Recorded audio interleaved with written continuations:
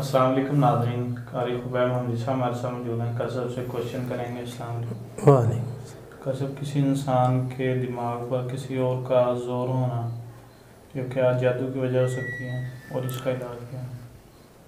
الحمدللہ وحدہ والصلاة والسلام علی من لا نبی بعد، اما بعد فاعوذ باللہ من الشیطان الرجیم، بسم اللہ الرحمن الرحیم۔ سمجھ صاحب، دماغ پر کسی اور کا یا خیالات پر کسی اور کا کنٹرول ہونا، یہ اس کی شکل جادو والی بن سکتی ہے۔ جادو گر خود تو نہیں آتا، نہ ہی وہ کوئی اور کام کرتا ہے، لیکن یہ ہے کہ وہ علم کے ذریعے سے جنات کو مسلط کرتا ہے، جو کہ انسان کی دماغ میں بیٹھتے ہیں، ہر وقت اس کے مائنڈ کے اندر یعنی منفی سوچیں ڈالتے رہتے ہیں کہ اس رشتے سے بچ، یا اس طرح ہوتا ہے کہ جب کوئی دیکھنے آتا ہے اس بچی کو تو دیکھنے والوں پر اثرات شروع ہو جاتے ہیں، اس کو وہ بچی بری لگنا شروع ہو جاتی ہے۔ یا میاں بیوی گھر کے اندر دونوں رہتے ہیں اور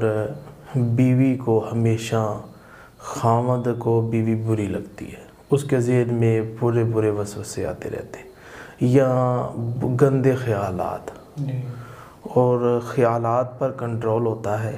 قرآن مجید میں اللہ تعالیٰ نے وہ واقعہ جو موسیٰ علیہ السلام والا ہے کہ فرعون نے جادوگروں کو بلایا اور سارے لوگوں کے سامنے، یہ تقریباً 30,000 کے قریب لوگ تھے اور جادوگروں کی بھی تعداد 30,000 سے لوگ زیادہ تھے، جادوگروں کی تعداد بعض کہتے ہیں 30,000 تھی، یعنی بڑے بڑے جادوگر مانے ہوئے آئے، انہوں نے اپنی رسیاں پھینکیں، وہ سب بن گئی اور موسیٰ علیہ السلام کو یخیل الیہ من سحرہم انہا تسعی، یہ خیال ہوا کہ شاید یہ رسیاں جو ہیں یہ سانپ بن کے بھاگ رہی ہیں۔ فاوجس فی نفسہ خیفۃ موسیٰ، یعنی کہ موسیٰ علیہ السلام پر بھی جادو کا اثر ہو گیا اور خیال ایسا بن گیا ان کے ذہن کے اندر کہ یہ تو واقعتاً نہیں، یہ سانپ بن گئی، اور فاوجس فی نفسہ خیفہ، موسیٰ علیہ السلام تو ڈر گئے۔ تو اللہ تعالیٰ کہتے ہیں کالا، ہم نے کہا لا تخف، اے موسیٰ ڈرنا، جو تیرے دائیں ہاتھ میں ہے اس کو پھینک دے۔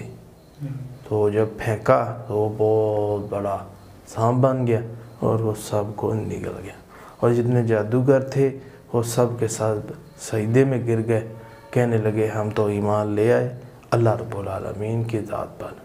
تو یہاں سے یہ سمجھ آتی ہے کہ خیالات پر کنٹرول ہوتا ہے جادو کے ذریعے سے، اور ذہن پر کنٹرول ہو جاتا ہے جادو کے ذریعے سے، لیکن اگر انسان مضبوطی دکھائے، مانے ہی نہ اس چیز کو، کہے جی میں تو مانتا ہی نہیں ہوں، اور قرآن پڑھتا رہے، تو پھر اثر بھی ٹوٹ جاتا ہے، اللہ تعالیٰ مدد بھی فرماتا ہے۔